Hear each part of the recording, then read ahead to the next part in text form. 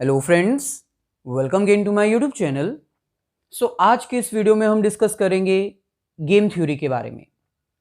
Game theory के इस lecture में फर्स्ट ऑफ ऑल हम इसके बेसिक कॉन्सेप्ट्स कवर करेंगे। देन इसके बाद प्योर स्ट्रेटेजी और मिक्स्ड स्ट्रेटेजी की हेल्प से कुछ न्यूमेरिकल क्वेश्चंस को अंडरस्टैंड करेंगे। न्यूमेरिकल क्वेश्चन स्टार्ट करने से पहले ये हमारे पास कुछ बेसिक कॉन्सेप्ट्स हैं जो हमें बताएंगे कि गेम थ्योरी क्या होती है, इसको कैसे यूज किया जाता है और इसकी यूसेज कहां पर होती है। बेसिकली फर्स्ट हमारे पास आता है मीनिंग। मीनिंग में हमें कह रहे हैं it is a mathematical model used for decision making. Game theory एक मैथमेटिकल मॉडल है जिसको यूज किया जाता है डिसीजन लेने के लिए। Out of various alternatives, out of various methods, कौन सा मेथड सिलेक्ट किया जाए, ये गेम थ्योरी की हेल्प से आइडेंटिफाई किया जा सकता है। इसका मतलब इट इज अ टूल और technique used by the players to understand the strategy of competitor players. यानी कि ये एक ऐसी टूल है, एक टेक्निक है जो कि मेजरली प्लेयर्स के द्वारा यूज की जाती है अपने कॉम्पिटिटर की स्ट्रेटेजी को अंडरस्टैंड करने के लिए, ये देखने के लिए कि हमारा कॉम्पिटिटर कौन सा डिसीजन लेगा और उसके अकॉर्डिंग हम कैसा डिसीजन लेंगे। क्योंकि मार्केट में कॉम्पिटिटर्स जो डिसीजंस लेते हैं उसके अकॉर्डिंग एक दूसरे प्लेयर को भी डिसीजन लेना पड़ता है ताकि वो अपने कॉम्पिटिटर को बीट कर पाए। इसका मतलब गेम थ्योरी बेसिकली एक ऐसा मैथमेटिकल मॉडल है जिसको यूज किया जाता है as a tool of decision making to defeat their competitors. अब यहां पर अगर हम प्लेयर्स की बात करें तो प्लेयर्स किनको कहा गया है?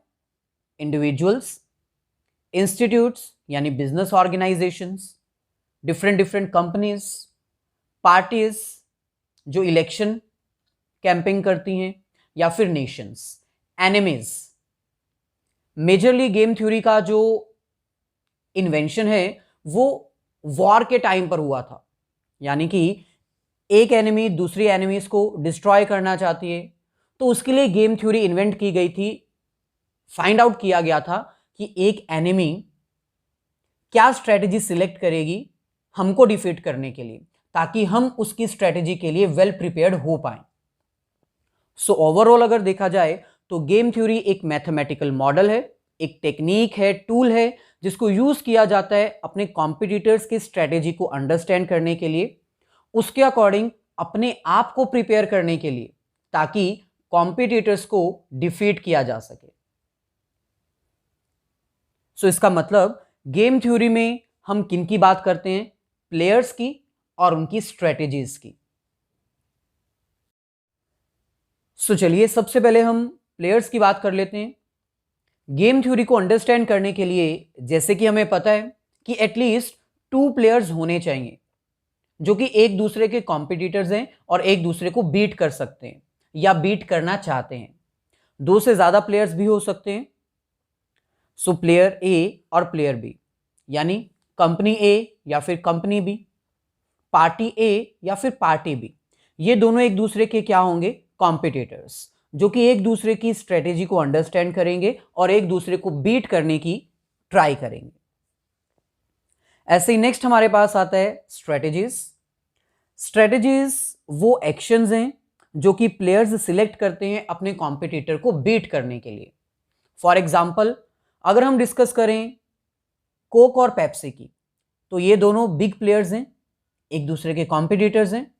दोनों अपनी अपनी स्ट्रेटेजी सिलेक्ट कर सकते हैं। हो सकता है कोक ने ये स्ट्रेटेजी यूज करनी हो कि अगर हमें अपना प्रॉफिट इंक्रीज करना है तो हमें ज्यादा से ज्यादा एडवर्टाइजमेंट करनी होगी। और दूसरी तरफ पेप्सी हो सकता है कि एक डिफरेंट स्ट्रेटेजी सिलेक्ट करे। वो हो सकता है अपनी सेल्स को इनहेंस करने के लिए अपने प्रोडक्ट के प्राइसेस को डिक्रीज कर दे।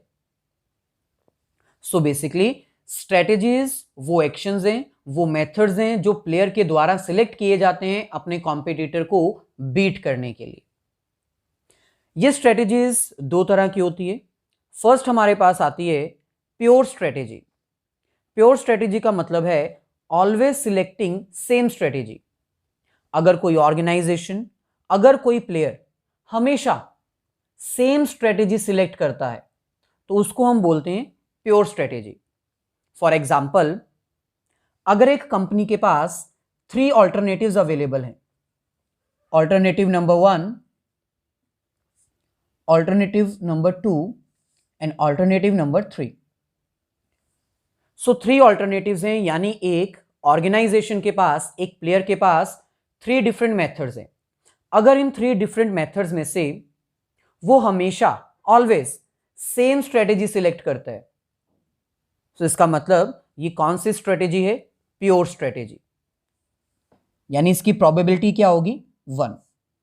अब अगर एक प्लेयर सिर्फ सेकेंड स्ट्रेटेजी को ही सिलेक्ट कर रहा है, तो फर्स्ट स्ट्रेटेजी को सिलेक्ट करने की प्रोबेबिलिटी 0 होगी और थर्ड स्ट्रेटेजी को सिलेक्ट करने की प्रोबेबिलिटी भी 0 होगी। यानी वो हमेशा एक ही स्ट्रेटेजी सिलेक्ट करेगा, that is strategy number 2, method number 2, alternative number 2। सो अगर हम इसको प्लस करते हैं तो इसका सम 1 ही आएगा, क्योंकि प्रोबेबिलिटी 1 से ज्यादा होती भी नहीं है। सिमिलरली नेक्स्ट हमारे पास आता है मिक्स्ड स्ट्रेटेजी। मिक्स्ड स्ट्रेटेजी की नेम से ही पता चल रहा है, एक ऐसी स्ट्रेटेजी जिसमें प्लेयर एक से ज्यादा स्ट्रेटेजी को सिलेक्ट करता है, यानी वो डिफरेंट डिफरेंट ऑल्टरनेटिव्स के कॉम्बिनेशंस को सिलेक्ट करता है, किसी एक ऑल्टरनेटिव को सिलेक्ट नहीं करता। फॉर एग्जाम्पल, अगर एक प्लेयर के पास 3 स्ट्रेटेजीज हैं,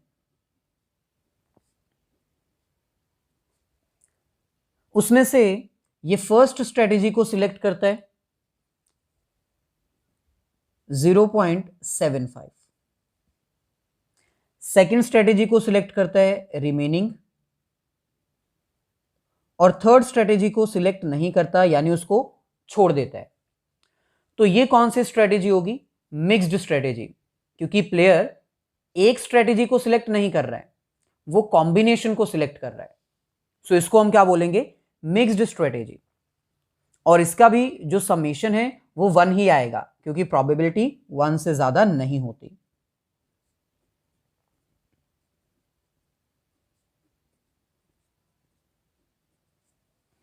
सो सिंपल है, अगर एक प्लेयर हमेशा एक ही स्ट्रेटेजी को सिलेक्ट करता है और वो सेम स्ट्रेटेजी होती है, तो उसको हम बोलते हैं प्योर स्ट्रेटेजी।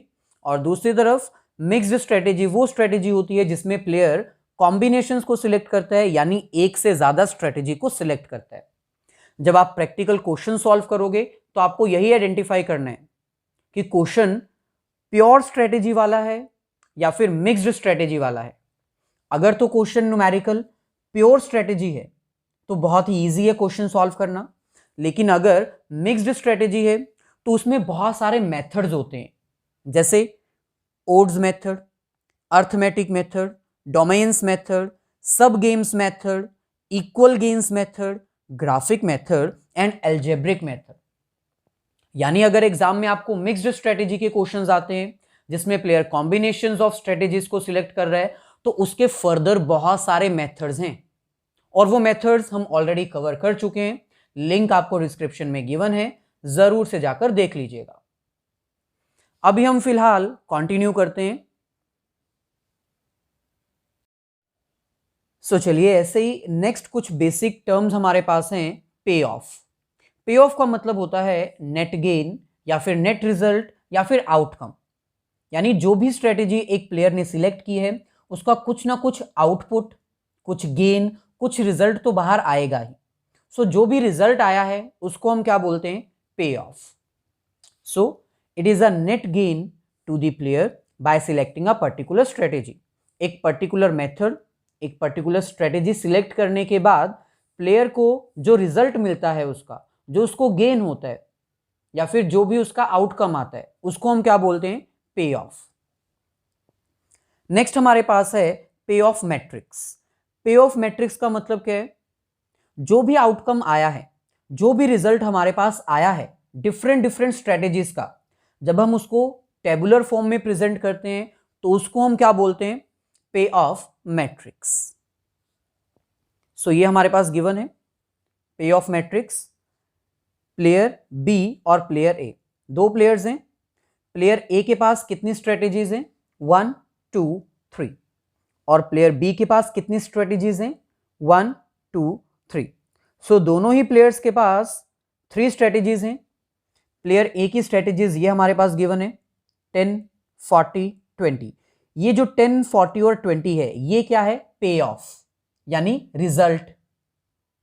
जैसे अगर प्लेयर फर्स्ट स्ट्रेटेजी को सिलेक्ट करता है तो उसका आउटकम 10 40 20 कुछ भी आ सकता है।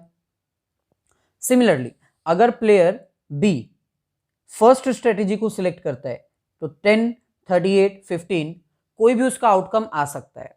लेकिन जहां पर दोनों पॉइंट्स इंटरसेक्ट करते हैं उसको हम पे ऑफ बोलते हैं यानी आउटकम। जैसे प्लेयर ए अगर अपनी सेकंड स्ट्रेटेजी को सिलेक्ट करता है और प्लेयर बी भी सेकंड स्ट्रेटेजी को ही सिलेक्ट करता है तो उस केस में इंटरसेक्शन पॉइंट क्या होगा? 20। सो इसका मतलब प्लेयर ए को 20 आउटकम मिला है और प्लेयर बी को भी 20 आउटकम ही मिला है। अब इसमें आपको पता होना चाहिए कि प्लेयर ए और प्लेयर बी की स्ट्रेटेजीज जो हैं वो डिफरेंट होती हैं। प्लेयर ए कौन सा होता है? Maximising player.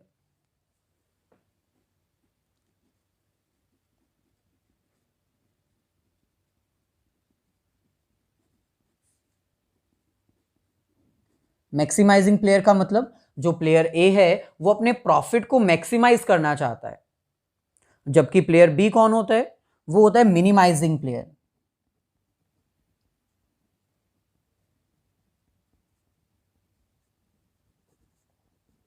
मिनिमाइजिंग प्लेयर का मतलब है यहां पर कि बी जो प्लेयर है वो अपनी लॉस को मिनिमाइज करना चाहता है। बात एक ही है, अगर प्लेयर ए अपने प्रॉफिट को मैक्सिमाइज करेगा तो उसका लॉस कम होगा, और प्लेयर बी की अगर बात की जाए वो अपने लॉस को मिनिमाइज करना चाहता है तो इसका मतलब वो अपने प्रॉफिट को मैक्सिमाइज करना चाहता है।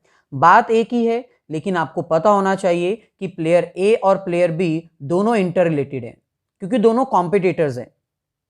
अगर प्लेयर ए को प्रॉफिट हो रहा है तो ऑब्वियसली सारा प्रॉफिट तो प्लेयर ए लेकर चला गया, बी के पास क्या बचेगा? लॉसेस। सो इसलिए दोनों प्लेयर्स अपनी स्ट्रेटेजीज जो हैं वो ऑपोजिट बनाते हैं। प्लेयर ए क्या डिसाइड करता है कि हमें हमारे प्रॉफिट को किसी भी तरह मैक्सिमाइज करना है, जबकि प्लेयर बी क्या डिसाइड करता है कि हमें किसी भी तरह अपने लॉसेस को मिनिमाइज करना है। अब यहां पर अगर फोकस किया जाए तो फॉर एग्जांपल अगर player A third strategy select करता है और player B second strategy select करता है तो इनका इंटरसेक्शन पॉइंट होगा 18, यानी प्लेयर ए को 18 का क्या हो रहा है? प्रॉफिट, क्योंकि उसको अपना प्रॉफिट मैक्सिमाइज करना है। जबकि प्लेयर बी को कितना लॉस हो रहा है? 18।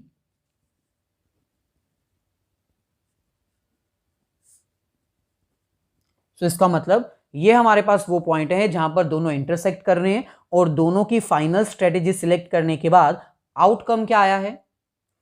प्लेयर ए का प्रॉफिट है 18 और प्लेयर बी का लॉस है 18, क्योंकि प्लेयर ए का प्रॉफिट प्लेयर बी का लॉस ही तो कहलाएगा। प्लेयर ए को अगर 18 रुपीज का प्रॉफिट हो चुका है तो वो प्रॉफिट जो ए ने कमा लिया, अर्न कर लिया मार्केट से, वो प्लेयर बी के लिए तो लॉस ही बन जाएगा।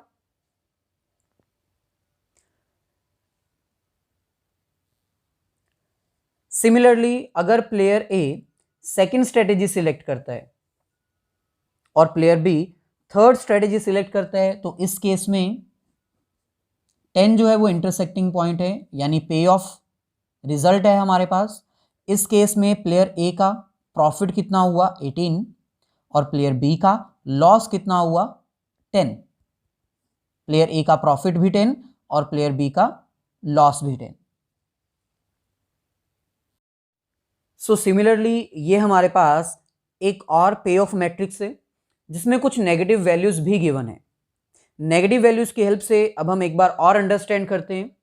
फॉर एग्जाम्पल अगर प्लेयर ए ने सेकंड स्ट्रेटेजी सिलेक्ट की है और प्लेयर बी ने भी सेकंड स्ट्रेटेजी सिलेक्ट की है तो इसका मतलब ये इंटरसेक्टिंग पॉइंट होगा। इस केस में आंसर आ रहा है -5।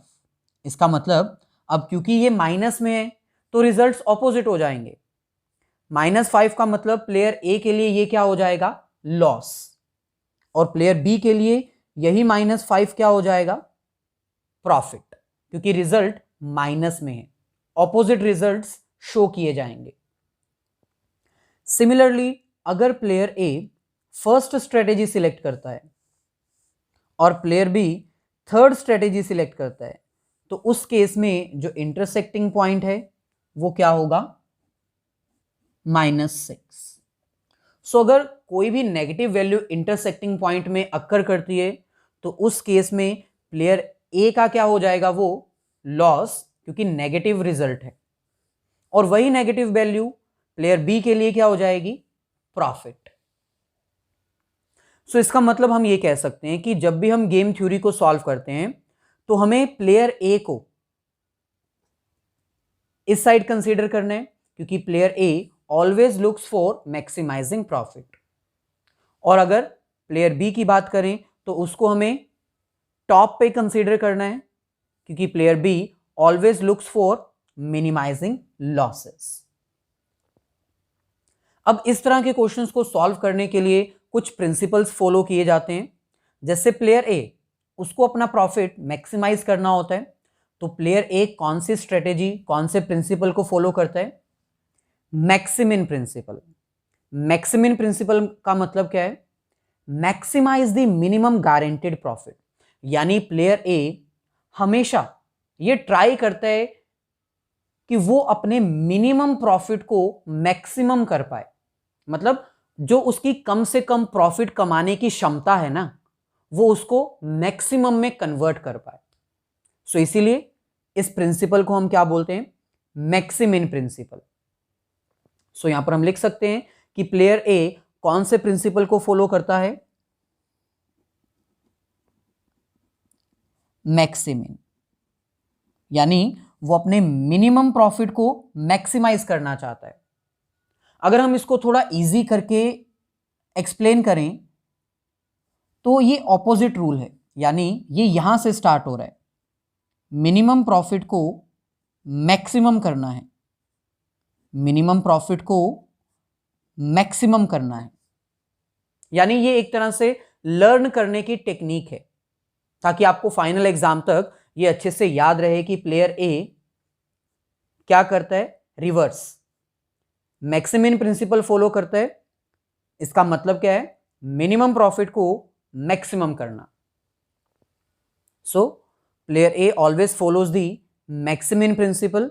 मैक्सिमम प्रिंसिपल क्या कहता है, maximise the minimum guaranteed profit.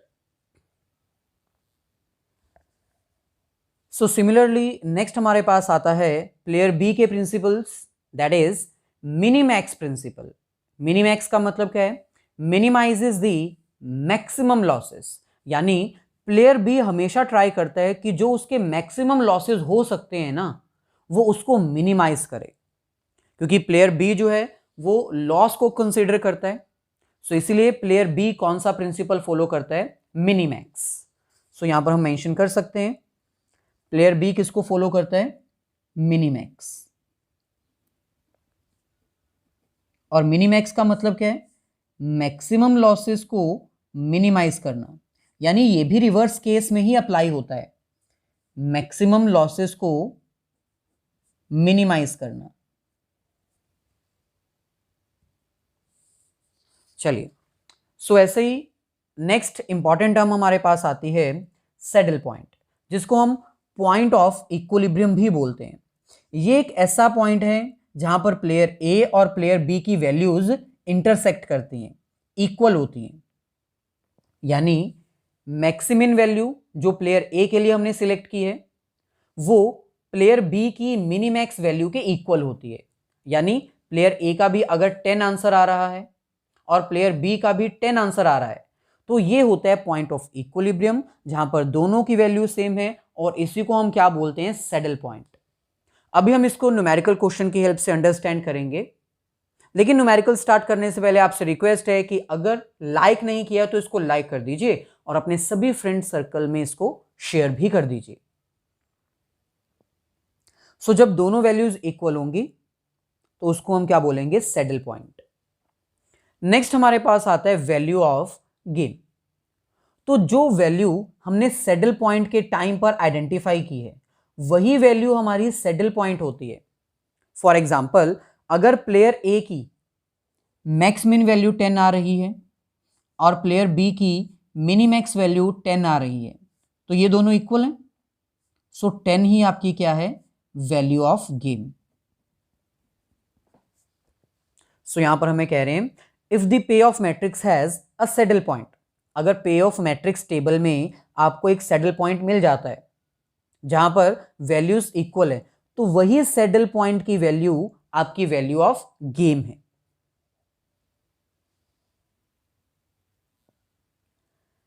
Next और लास्ट इंपॉर्टेंट टर्म हमारे पास आती है two person zero sum game. इसका मतलब क्या है, टू पर्सन का मतलब यहां पर क्या है, टू प्लेयर्स। यानी ये एक ऐसी गेम है in which gain of one player is equal to the loss of another player. ये एक ऐसी गेम स्ट्रेटेजी है जिसमें एक का प्रॉफिट दूसरे का लॉस है। जैसे अभी हमने आपको एग्जांपल की हेल्प से अंडरस्टैंड करवाया।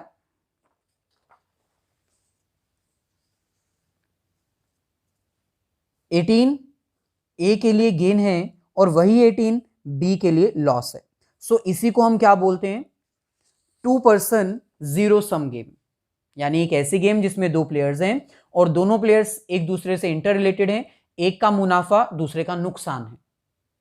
चलिए अब हम कुछ न्यूमेरिकल क्वेश्चंस प्रैक्टिस करते हैं प्योर स्ट्रेटेजी के अकॉर्डिंग एंड मिक्स्ड स्ट्रेटेजी के according. So first numerical question हमारे पास है game with pure strategy. Pure strategy का मतलब एक ऐसी गेम जिसमें प्लेयर्स सेम स्ट्रेटेजी हमेशा सिलेक्ट करते हैं, always select one strategy, same strategy. So question में हमें कह रहे हैं find the optimum strategy of the player in the following tables in the following games. So ये हमें प्लेयर ए और प्लेयर बी का पे ऑफ मैट्रिक्स गिवन है। प्लेयर ए के पास टोटल 3 स्ट्रेटेजीज हैं और प्लेयर बी के पास टोटल 4 स्ट्रेटेजीज हैं। अब यहां पर हमें पता होना चाहिए कि प्लेयर ए जो है वो मैक्सिमाइजिंग प्लेयर होता है, यानी ये हमेशा अपने प्रॉफिट को मैक्सिमाइज करने के बारे में डिसाइड करता है, और प्लेयर बी जो कि मिनिमाइजिंग प्लेयर है, यानी ये अपने लॉसेस को हमेशा मिनिमाइज करने के बारे में डिसाइड करता है। इसके बाद नेक्स्ट हमें पता होना चाहिए कि प्लेयर ए और प्लेयर बी कौन से प्रिंसिपल्स फॉलो करते हैं। प्लेयर ए कौन से प्रिंसिपल को फॉलो करता है, मैक्सिमिन, यहां पर हम मेंशन कर देते हैं।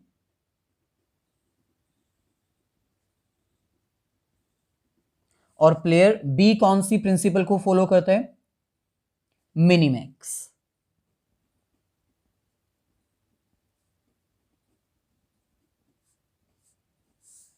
अब इसके अकॉर्डिंग हमें प्लेयर ए और प्लेयर बी की स्ट्रेटेजीज को सॉल्व करना है।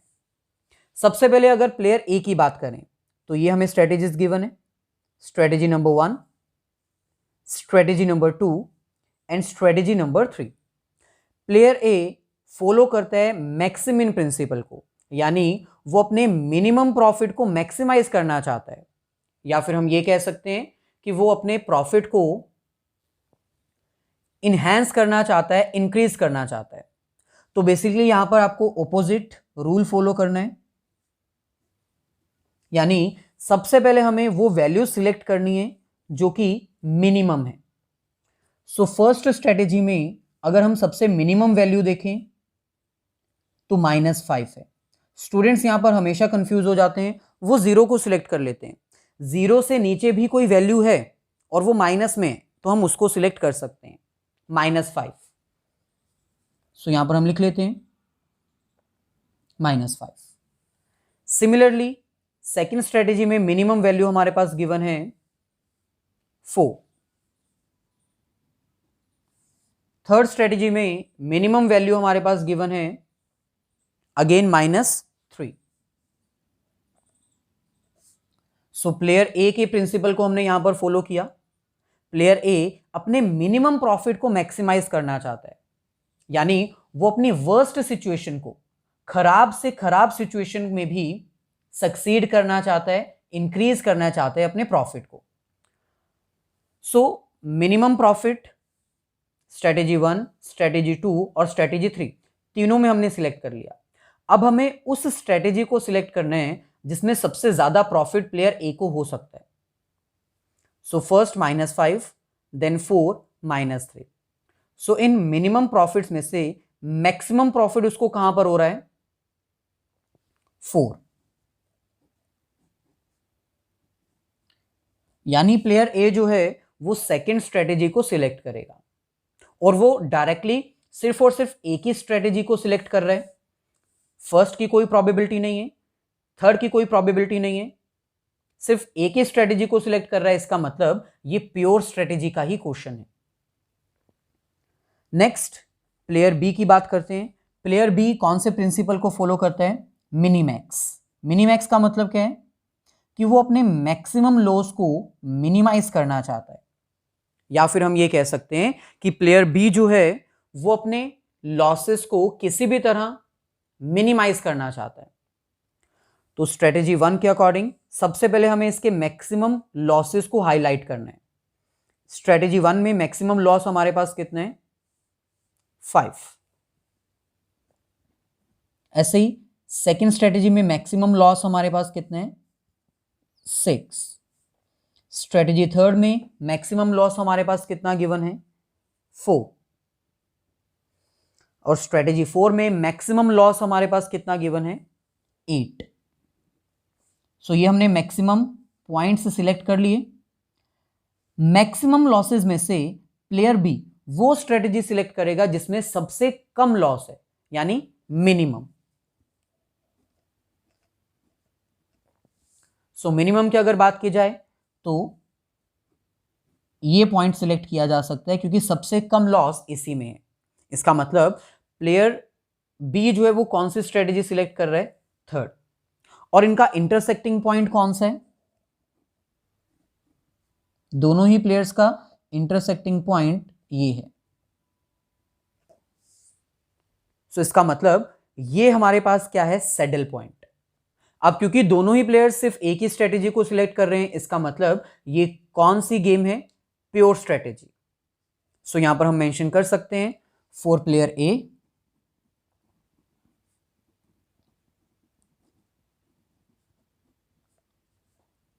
प्रोबेबिलिटी क्या है? फर्स्ट स्ट्रेटेजी को सिलेक्ट करने की प्रोबेबिलिटी 0 है क्योंकि इसको सिलेक्ट नहीं किया गया। सेकेंड स्ट्रेटेजी को सिलेक्ट करने की प्रोबेबिलिटी इक्वल्स टू 1 है क्योंकि प्योरली एक ही स्ट्रेटेजी को सिलेक्ट किया गया है, इसलिए इसको प्योर स्ट्रेटेजी बोल रहे हैं। और थर्ड स्ट्रेटेजी को सिलेक्ट करने की प्रोबेबिलिटी भी 0 है।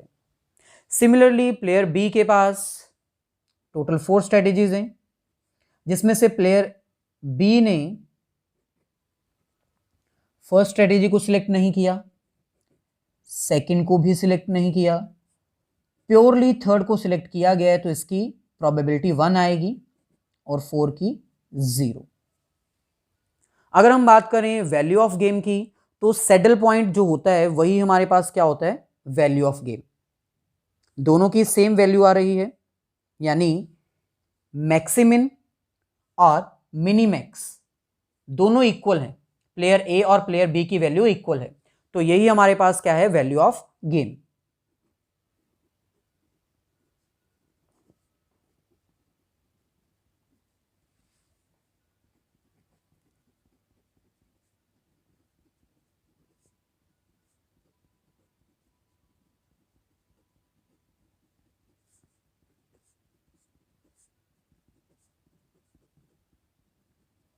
सो ये हमारे पास फाइनल आंसर है।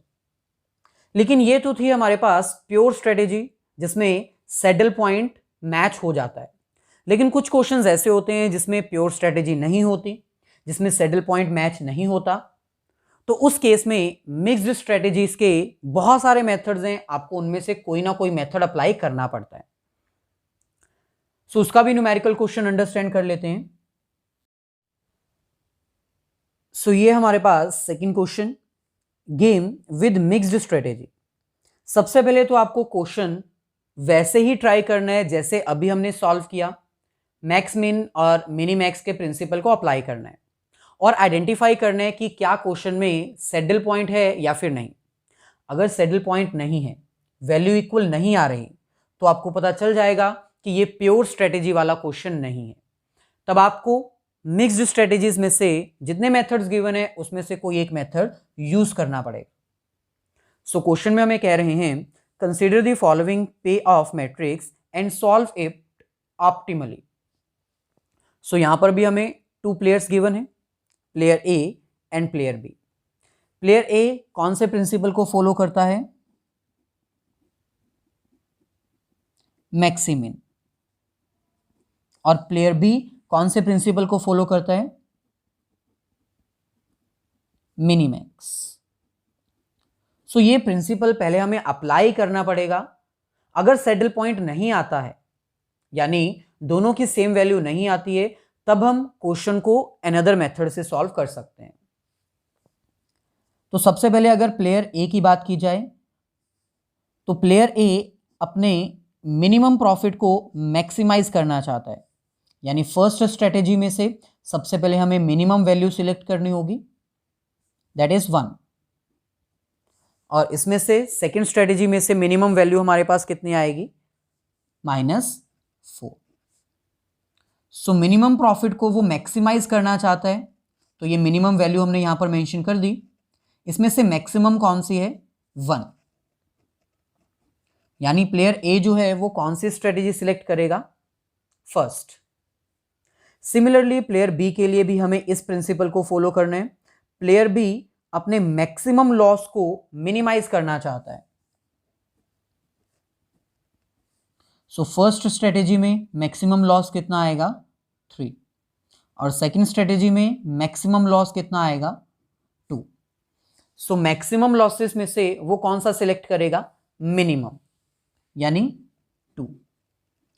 अब इसमें मैक्सिमिन और मिनिमैक्स दोनों की वैल्यू सेम नहीं है।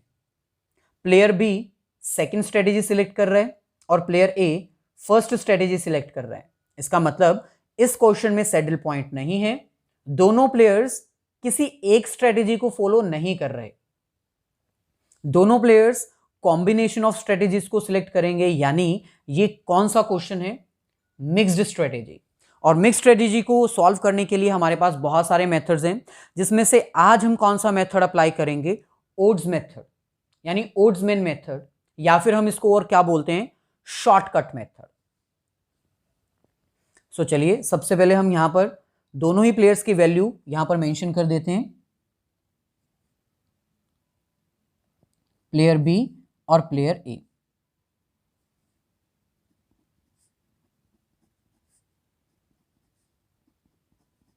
सो ये हमें गिवन है 1, 2, 3 and -4।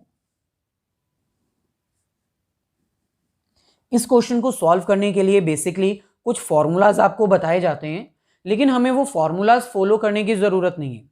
Without learning any formulas हम इसको प्रोसीड कर सकते हैं, क्योंकि अगर आप फॉर्मूला लर्न करोगे तो हो सकता है एग्जाम में जाने तक वो फॉर्मूला आपको भूल जाए।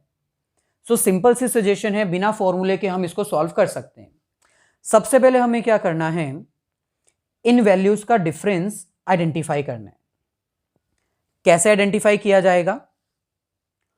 1 - 2, 1 - 2। अगर 1 में से 2 माइनस करेंगे तो आपका आंसर -1 में आएगा, लेकिन आपको याद रखना है कि इसमें माइनस के साइन आपने इग्नोर कर देने, यानी माइनस को कंसीडर नहीं करना। सो यहां पर मैं मेंशन कर देता हूं, आपको मेंशन करने की जरूरत नहीं है, आप डायरेक्टली यहां पर 1 लिख सकते हो, लेकिन अंडरस्टैंडिंग के लिए मैं अभी के लिए यहां पर लिख देता हूं 1 - 2। क्या आएगा? 1 आएगा तो -1, लेकिन माइनस के साइन को आपने इग्नोर कर देना है। सिमिलरली जैसे 1 - 2 को हमने नीचे लिखा, ऐसे ही 3 - -4 को हम कहां पर लिखेंगे? इस प्लेस पे। यहां पर मैं लिख देता हूं 3 - -4। सो माइनस माइनस प्लस हो जाएगा, तो आ क्या जाएगा यहां पर? 7। सो आपने यहां पर माइनस का साइन इग्नोर नहीं करना। अगर आपका आंसर माइनस में आता है यहां पर, तो वहां पर आपने माइनस का साइन इग्नोर कर देना है। चलिए, सिमिलरली जैसे हमने 1 माइनस 2 की वैल्यू यहां पर क्रॉस की है, 3 माइनस 4 की वैल्यू यहां पर क्रॉस की है, अब यहां पर भी हमें वैल्यूज पुट करनी पड़ेंगी। सो फर्स्ट अगर हम यहां पर देखें 2 माइनस माइनस 4, तो इसकी वैल्यू कहां पर आएगी, क्रॉस करके यहां पर। सो यहां पर मेंशन कर देते हैं 2 माइनस माइनस 4। सो 2 माइनस माइनस 4 मतलब माइनस माइनस तो प्लस हो जाएगा, क्या आएगी वैल्यू 6। सिमिलरली 1 माइनस 3, अगर हम 1 में से 3 माइनस करेंगे तो ऑब्वियसली आंसर -2 में आएगा, लेकिन हम माइनस के साइन को इग्नोर कर देंगे और सिर्फ यहां पर लिखेंगे 2। इतना करने के बाद अब आपको फाइनली चेक कर लेना है कि क्वेश्चन में कहीं पर आपने मिस्टेक तो नहीं की, क्योंकि आपका आंसर सेम आना चाहिए। 7 + 1 8 आएगा, 6 + 2 8 आएगा। अगर दोनों की वैल्यू सेम है तो आप ओड्स मेथड से कंटिन्यू कर सकते हैं। सो ये हमने आंसर फाइंड आउट कर लिया। अब हमें सिर्फ प्रोबेबिलिटी सिलेक्ट करनी है, यानी प्लेयर ए की कितनी प्रोबेबिलिटी है और प्लेयर बी की कितनी प्रोबेबिलिटी है, और वो बहुत ही सिंपल है। सबसे पहले अगर हम प्लेयर ए की बात करें,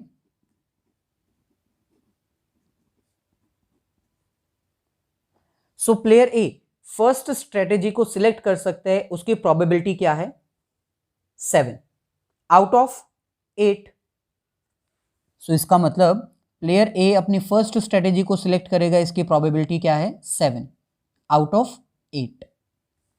सिमिलरली प्लेयर ए सेकेंड स्ट्रेटेजी को सिलेक्ट करेगा, इसकी प्रोबेबिलिटी क्या है 1 आउट ऑफ 8।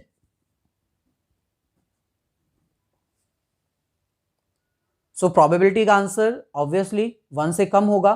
प्लेयर ए दोनों ही स्ट्रेटेजीज को सिलेक्ट करने की प्रोबेबिलिटी रखता है, किसी एक स्ट्रेटेजी को सिलेक्ट नहीं कर रहा, इसका मतलब ये प्योर स्ट्रेटेजी का क्वेश्चन है। ऐसे ही अगर हम प्लेयर बी की बात करें,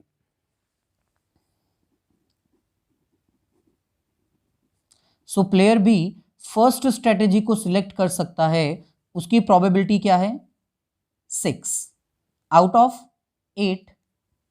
सो क्या आ जाएगा 6/8।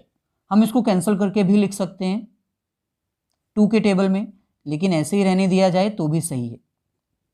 प्लेयर बी सेकेंड स्ट्रेटेजी को सिलेक्ट कर सकता है, इसकी प्रोबेबिलिटी क्या है 2। Second strategy probability 2 out of 8।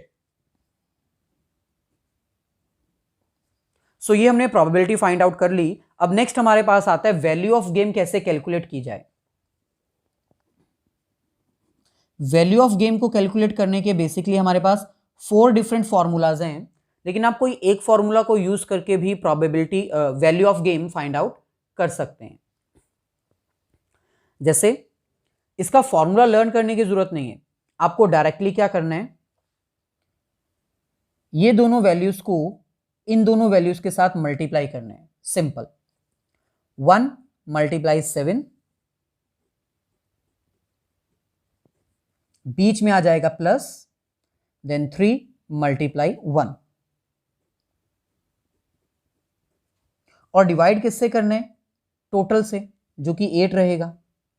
तो ये हमारे पास आ जाएगी वैल्यू ऑफ गेम 7 + 3/8 यानी 10/8।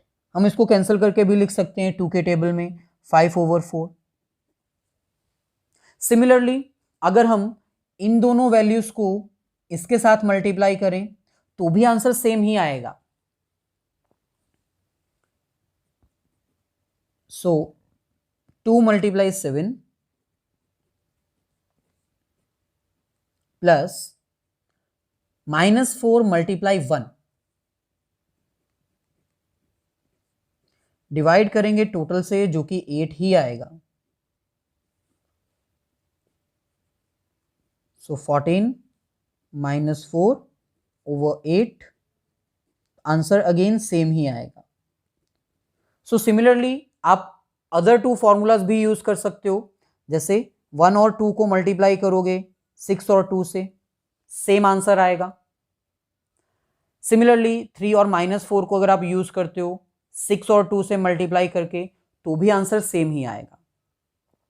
सो ये थी हमारी आज की वीडियो जिसमें हमने गेम थ्योरी की प्योर और मिक्स्ड स्ट्रेटेजी के कुछ क्वेश्चन सॉल्व किए। इसके अलावा गेम थ्योरी की जितने भी लेक्चर्स अब तक अपलोड किए गए हैं उन सभी लेक्चर की वीडियोस का लिंक डिस्क्रिप्शन में गिवन है, आप जाकर देख सकते हैं। Game theory, transportation problem, assignment problem, वो सारी वीडियोस का लिंक डिस्क्रिप्शन में गिवन है।